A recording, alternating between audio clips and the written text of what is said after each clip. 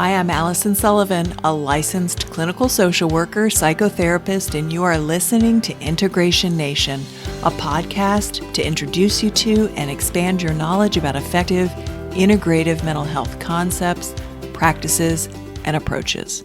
So along those lines, I'm here today to present this solo episode to close out our Season 3 focus on identity.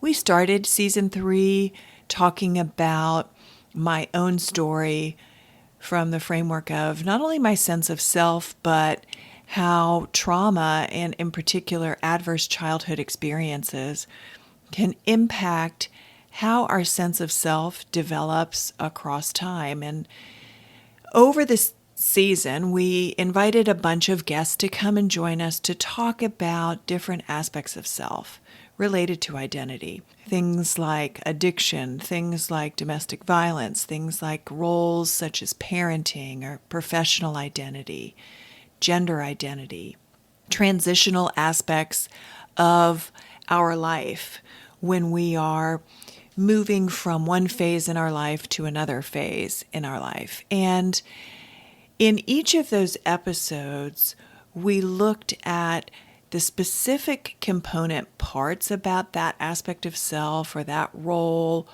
and we looked at how trauma can intersect with that role or that aspect of self, that kind of framework of how we view ourselves. And I used a lot of my own story in each episode to illustrate in a real world way how this can play out and how we can, in exploring these aspects of self and examining how our experiences interact with these aspects of self, we can kind of consciously create an integrated, resilient sense of self.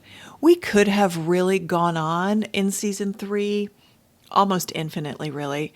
There were topics like sexual orientation, partnering with other folks, and many others that we thought about including. But at some point, we really needed to say, okay, we've covered enough of this in enough variation to give folks an idea of how to start to get a handle on this in their own life. And so that's what I wanted to review for everybody today, to kind of go over how to make sense of all of the stuff that we talked about in Season 3.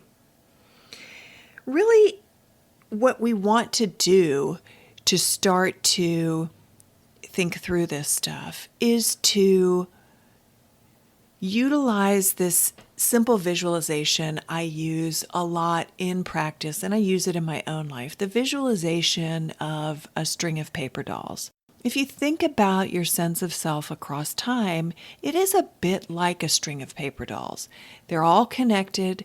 They're all a part of the essential one piece of paper, but they're not overlapping on each other. They are connected, but not overlapping. And so when we can think about our sense of self across time like that, it opens us up to understanding when something is out of alignment, something is kind of cut off from the rest of us, or something is not flowing well. And when we can visualize that chain of paper dolls and often look behind us to the younger selves that we were, whether that's our 20-year-old self or our 15-year-old self or our 9-year-old self, or actually several former versions of us, and we can see what's getting flared up in that younger version of self, then we can reparent and care for and support that part of self, which helps the flow of energy, which helps our concept of a cohesive whole flow uninterrupted in our present day life. So what does that look like, really?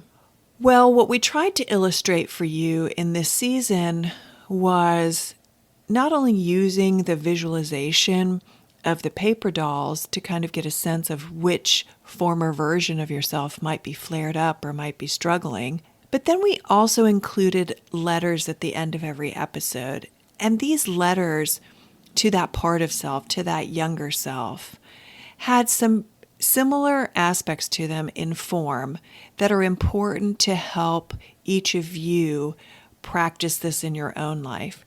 Each of those letters started out by describing what had happened to that younger version or that particular part of self. And the importance of that is to witness, to actually be a witness for yourself, to see and hold space for what happened to you, to that part of you, that former version of you. And after witnessing and describing that in the first part of the letter, the second part of the letter described the impact, what happened, to validate, to help you feel seen in that experience. So witnessing and validating are the first two steps in this letter approach. And then the third thing that we added in was an active way to support that part of you. And when we combine those three things together, it allows us to integrate all aspects of self and to care for ourselves in our present experience, in our present circumstances, more cohesively and more comprehensively. And so over time, what we're really doing in a very real way is wrapping our arms around all parts of ourselves and offering ourselves friendship, nurturing, care, and support. When we can do that, it helps us not only develop a sense of self-acceptance and more self-confidence, but it opens us up to risking and exploring and evolving, because when it's all said and done, we continue to change and our concept of self continues to change across time.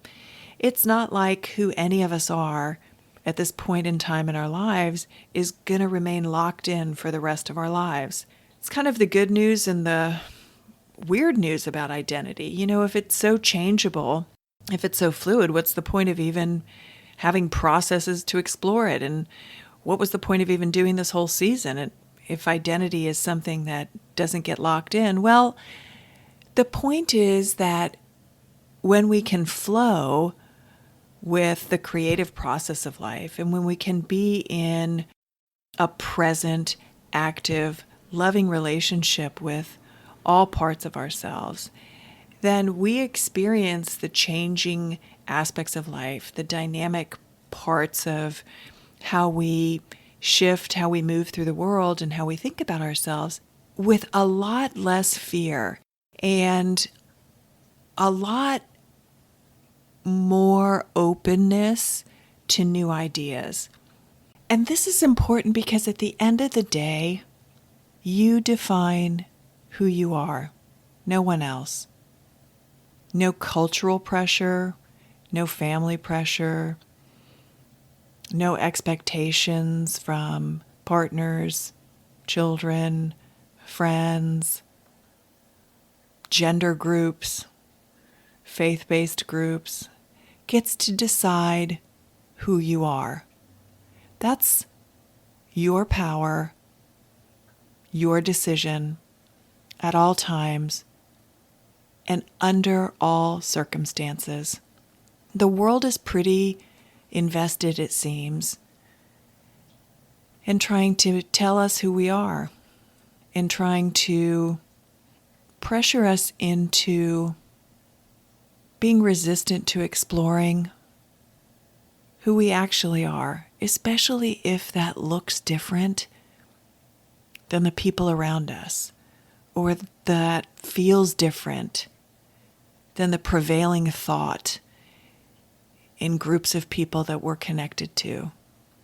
And so the bigger purpose of this season of Integration Nation was to give you a template to explore who you are and to empower you with tools to begin to own who you are with pride, with love, and with exuberance. Because the world needs each of us to be exactly as we are, not who others think we need to be. I really deeply appreciate each of you joining us in this season. I'm so thankful to all of our guests and taking the time to share their expertise and their experiences with us. This was a vulnerable season for me, and I learned a lot about myself and other people in taking the risk to open up about parts of my life in each of these episodes. And I hope that it was helpful for each of you to begin to claim your story and your sense of self, because you're worth the effort. As always, contact us with any comments and questions on our website, Allison'sIntegrativeHealth.org, and please consider leaving us a rating and review because it helps us expand access to these important topics.